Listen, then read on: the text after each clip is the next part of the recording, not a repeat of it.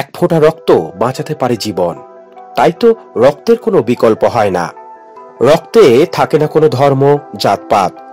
সকলের ঊর্ধ্বে মানুষের কাছে রক্তদান উৎসবে সামিল হওয়াটা গর্বের। গরমের প্রাককালে রক্তের সংকট কাটাতে তাই এগিয়ে এসেছে স্থানীয় পৌর প্রতিনিধি সহ আম জনতা। এমনই এক রক্তদান শিবিরের আয়োজন হয়ে গেল 16 ফেব্রুয়ারি মহেশতলা 23 নম্বর ওয়ার্ডের পৌরমাতা সুমনা মুখার্জির উদ্যোগে, যেখানে প্রায় 100 জনের ওপর মানুষ স্বেচ্ছায় রক্তদান করেন। এই রক্তদান উৎসবের পাশাপাশি ছোটদের অঙ্কন প্রতিযোগিতারও আয়োজন করা হয় এই একই মঞ্চে, যেখানে ক, খ ও গ বিভাগে ছোটরা তাদের নিজস্ব ভাবনায় রং তুলিতে ফুটিয়ে তুলেছে। অনুষ্ঠানে প্রধান অতিথি হিসেবে উপস্থিত ছিল পরিবহন দপ্তরের প্রতিমন্ত্রী দিলীপ মণ্ডল, পাশাপাশি ছিলেন শুভাশিস চক্রবর্তী, শক্তিপদ মণ্ডল সহ অন্যান্যরা। উপস্থিত ছিল মহেশতলা পৌরসভার পৌর প্রতিনিধি শুভাশিস দাস, গৌরী নস্কর, অলকা মাইতি, মুকুল মণ্ডল সহ তাপস চক্রবর্তী, অভিজিৎ মুখার্জি প্রমুখ বিশিষ্টজনেরা। পৌরমাতা সুমনা মুখার্জি জানান, রক্ত মানুষের জীবন বাঁচাতে মহতী ভূমিকা পালন করে। তাই এই আয়োজন যেন মানুষ এক ফোঁটা রক্তের মাধ্যমে মানুষের পাশে বিপদের সময় দাঁড়াতে পারে। দিলীপ মণ্ডলও এই প্রয়াসকে শুভেচ্ছা জানিয়েছেন। কচিকাচাদের আগামী ভবিষ্যৎ প্রজন্মকে তার সহজতম বক্তব্যের পাশাপাশি তাদের হাতে পুরস্কার সহ মানপত্র তুলে দেন এদিন। সব মিলিয়ে রক্তদান ও অঙ্কন প্রতিযোগিতা বেশ জমজমাট হয়ে ওঠে। সুমনা মুখার্জির এই প্রয়াস মানুষের মানব সেবার জন্য অন্তরে গেঁথে থাকবে, তা বলাই যায়। পৌরসভার পৌর প্রতিনিধি সম্মানীয় সুমনা মুখার্জি তার উদ্যোগে রক্তদান উৎসবের আয়োজন হয়েছে। তার সাথে সাথে অঙ্কন প্রতিযোগিতা। একদিকে আমাদের নতুন প্রজন্ম আমরা তৈরি করতে হবে শিশুদের, যেমন আমাদের সুকান্ত ভট্টাচার্য বলেছিলেন এসএসসির বাসযোগ্য করে যাব, এটাই আমাদের অভিজ্ঞতা। আর একদিকে আমাদের সামাজিক দায়িত্ব থাকে, দায়বদ্ধতা থাকে যে মানুষের মধ্যে মানুষের সমন্বয় তৈরি করা, মানুষের মধ্যে হৃদ্যতা তৈরি করা, বিশ্বাস, আস্থা, ভরসার জায়গা তৈরি করা। আর সেই জায়গাটা তৈরি করতে গেলে একমাত্র রক্তদান উৎসবের মধ্য দিয়ে সেটা সম্ভব। নেতাজি সুভাষচন্দ্র বোস সেই ভাবনা ভেবেছে যে আমাদের মধ্যে যাতে আমরা সংঘবদ্ধ হই, আমাদের মধ্যে সমন্বয় তৈরি হয়, আমাদের মধ্যে ভ্রাতৃত্ববোধ তৈরি হয়, আমরা যাতে একতা তৈরি করতে পারি।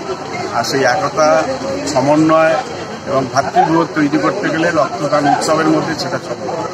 তাই এই রক্তদান উৎসবের মধ্য দিয়ে আমরা অনেকগুলো আমরা খুঁজে পাই দিক। একটা হলো আমাদের মধ্যে বিশ্বাস, আমাদের মধ্যে ভরসা, আমাদের মধ্যে আস্থা, আমাদের মধ্যে সমন্বয়, আমাদের মধ্যে ভ্রাতৃত্ববোধ, আমাদের মধ্যে একতা এবং সংঘবদ্ধ।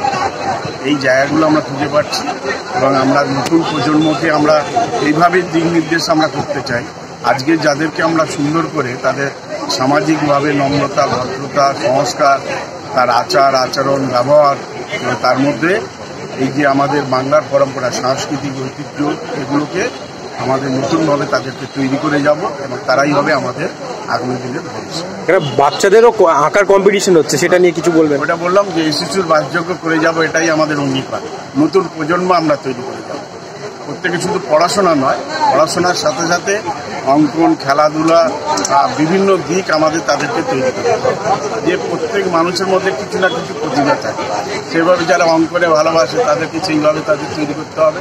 এবং আমরা সেটাই বিশ্বাস করি যে দেখা দেখি চাষ আর পাশাপাশি পাস। এই দেখা দেখির মধ্যে দিয়ে অনেকে অনুপ্রাণিত হবে, উৎসাহিত হবে এবং সেটা থেকেই অনেকে আগে আসবে। Thank you. প্রত্যেক বছরও আমরা করি, এবছরও তার ব্যতিক্রম হয়নি। মানে শীত না যেতে গরম এত পড়ে গেছে, যার ফলে আমরা চিন্তা করলাম, ব্লাডও আমাদের কাছে যেটা ছিল ফুরিয়ে গেছে, আমরা চিন্তা করলাম যে তাড়াতাড়ি ব্লাড ডোনেশনটা আমাদের করতে হবে, মানুষ এসে যাতে না থেকে যায়, তার জন্যই আমরা এই ব্লাড ডোনেশন আমরা দেখছেন বাচ্চাদের মধ্যে এবং বিশিষ্ট কয়েকটা ক্লাবকে যারা বছরে বিভিন্ন সামাজিক কাজের সঙ্গে যুক্ত থেকে কয়েকজন শিক্ষককে আমরা ডেকেছি, কর্মীকে ডেকেছি, সবাইকে আমরা এখান থেকে যাতে সংবর্ধনা দিতে পারি। কতজন রক্ত দিচ্ছে আজকে টার্গেট? আমাদের টার্গেট তো 150, এখন মনে হয় 70-80 হয়ে গেছে।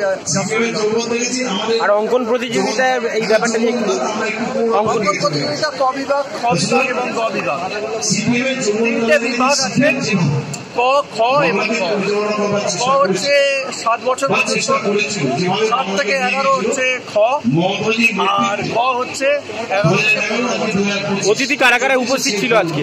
আপনারা নিশ্চয়ই দেখেছেন আমাদের মাননীয় মন্ত্রী দিলীপ মণ্ডল মহাশয় উপস্থিত ছিলেন।